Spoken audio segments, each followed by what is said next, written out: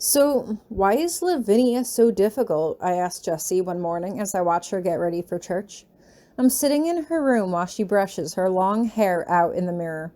Apparently, it could take over an hour, and Lavinia refused to sit with her during these sessions, describing the ritual as too boring for words. She has no appreciation for how much easier things are for her. Jessie replies simply, she doesn't have to be married off just so her family can receive a bride price. A bride price? I ask blankly. Jessie just shakes her head. A nice girl, a good girl from a good family ought to have a dowry to help her set up a new household when she marries. And if she's got a solid fortune settled on her, she can make sure there's enough for the household and for her and to keep her husband sweet. But if you're pretty enough, then a gentleman who has money of his own might be willing to follow his heart and wed you without a dowry. And if you're even prettier than that, then he might be willing to give your family some gifts in exchange for the right to your hand. That's what my family is hoping for. They want to settle me in a good position so that I'll be taken care of course, but they want more than that. I frown. But what about what you want? Jessie is quiet for a long time before she speaks again. Imagine it. The tragic, impoverished heroine, torn between the suit of a man who is rich but cold and her secret affair with her true love. The novelists love a story like that. Well, I don't have a rich suitor or a true love. I haven't even reached the ballroom yet. But when I get there, I'm going to be dazzling. You know, you don't have to get married, I remind her. You can do other things with your life too. If you can, after you finish your education here, I think you should try to go to America. There, women are independent and they speak for themselves. Women don't have to get married if they don't want to. They work. They have careers of their own.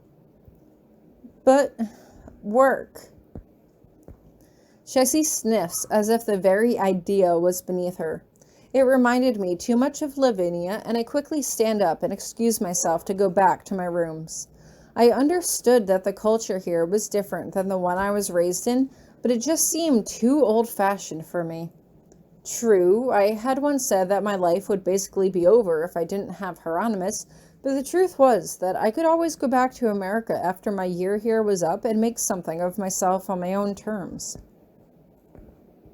The church sermons did nothing to lift my mood, but fortunately, as we were leaving, Miss Minchin decided that we should take a walk through the parks and the gardens. I was glad to be out and about in nature again, but the others seemed to view it as a form of torture. Keep together, ladies, Miss Minchin calls from over her shoulder. A lady's health is an important accomplishment. This is an abomination, Lavinia snaps. My complexion will be ruined. I may have to write to my father and complain. No proper young lady should be forced to drudge around on foot like this. Is that not why we have horses? Don't you remember? I tease. Miss Minchin said the horses should have a day of rest on Sunday. As if a horse would know or care what day it is. Lavinia snaps back. I deserve a carriage. It is the due of my rank. What do you think your husband would say if he saw you walking around on foot like a commoner? We would often promenade around the trails when the weather was nice, I say, more to myself than her, and she just grits her teeth in frustration. You should listen to her, Miss Minchin says as she stops and turns around to face us. Tori has secured a very well-to-do husband and has elevated her social standing considerably. You all can learn from her.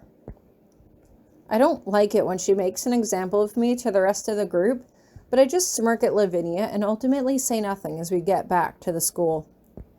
Unfortunately, as Lavinia is starting to ascend the stairs up to her room, one of the maids that usually makes the fires is walking down, holding a wooden bucket of water in each hand.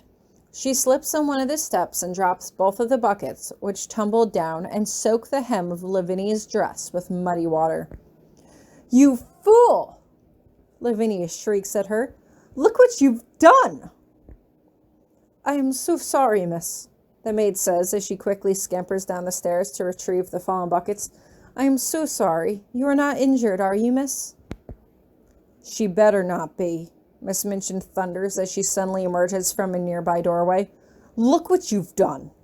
What caused this? Are you so jealous of these girls' nice things that you seek to ruin them?" "No, ma'am," the maid says quickly, her eyes as wide as saucers. "I didn't realize she was coming up the stairs, you see, and the buckets were so heavy." Miss Minchin smacks the girl, who doesn't look as shocked as I feel. "Clean up this mess," she bellows. "And I think a day without food will do you some good, to remind you of the penalties of your clumsiness." "Yes, Miss Minchin," the maid says obediently as she drops to her knees and starts to attend to the spill. "I want to do something. I want to help, but with Miss Minchin glaring at us, I feel like anything I do might just make the situation worse." Even Lavinia is quiet as we all make our way up the stairs to our respective rooms. I know that I should just mind my own business, but I can't help myself. Fortunately, I see Mariette inside my room, tending to her embroidery, and I seize the opportunity to ask her about what I had just witnessed. "Mariette, who is that little girl who makes the fires?" You might as well ask that poor little one," Mariette says with a sigh. "She has just recently been taken on as a scullery maid, though scullery is the least of it. She is sent to do every task that no one else wants. She blacks the boots and grates, she carries the coal scuttles up and down stairs, and she scrubs the floors and windows. I think she has not had enough to eat for years. She is older than her height would tell. And so timid. If I try to speak to her, her little eyes look to pop right out of her head." I can't help but frown. "That's so sad. Do you know her name?" "I hear it often enough. Becky do this, Becky do that. Everyone downstairs orders her about as if she was a dog and not a girl." I can't help but frown. "But that's not right. Just because she's a maid doesn't mean they have to treat her so terribly." "Such is the way of the world," Mariette sighs with a shake of her head. "Now, enough about her. Stand up straight and let me take a look at you." Okay, I ask. I obediently hold out my arms the way she instructs. "Just as I thought. You are growing. I'll have to adjust the seams on some of your dresses." "Growing?" I ask blankly. "But I can't get any taller, unless—" I hesitate as I look down at myself. I know that I had gained some weight since I've been here. I had started eating 3 meals a day and exercising much, much less, but was I? I turned sharply to Mariette. "Am I getting fat?" No, Mariette says with a laugh. "You are growing up. Women's bodies often get bigger as they get older." I can't help but frown at this as I wrap my arms protectively around my stomach. "But I don't want to get bigger. What if I get so big and so fat Hieronymous won't be able to hug me anymore?" "Mademoiselle, you have been here only a few weeks," Mariette chides gently. "Surely your body cannot change too much in that time. And I notice there is a letter from him on your desk. Have you replied to it yet?" "Oh, no. I noticed it this morning, but I was in a rush and hadn't actually gotten around to reading it yet." "I will let you attend to that," Mariette says. "The dresses can wait until another day." I thank her gratefully and wait until she's out of the room before I bound forward on my toes, taking a peek at Hieronymus's letter. "Tori, I know your last letter indicated that you are struggling to adapt to this culture, but just remember that you are not bound to that school for the rest of your days. I am also getting worried about you being away from your magic for so long. Although I know I originally said that I would be busy, I have made it clear to my father that I will be taking Thanksgiving recess and bringing you to Ravane Cottage. Even if it's only for a few days, I still want to make sure your needs are attended to. As your husband, this is my duty. H. I blink as I stare at the letter. Where was the dramatic proclamation of love? Where was the affection? He seemed like he was concerned about me, but I couldn't remember what I had written in my last letter that would concern him so. Was he somehow able to sense my thoughts that I didn't want to be a viscountess anymore? As your husband, this is my duty.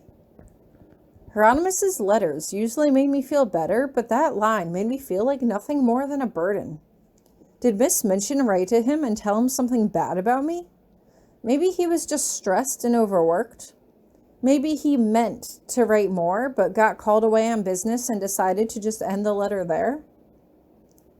I can't help but mope as I sink back into my seat.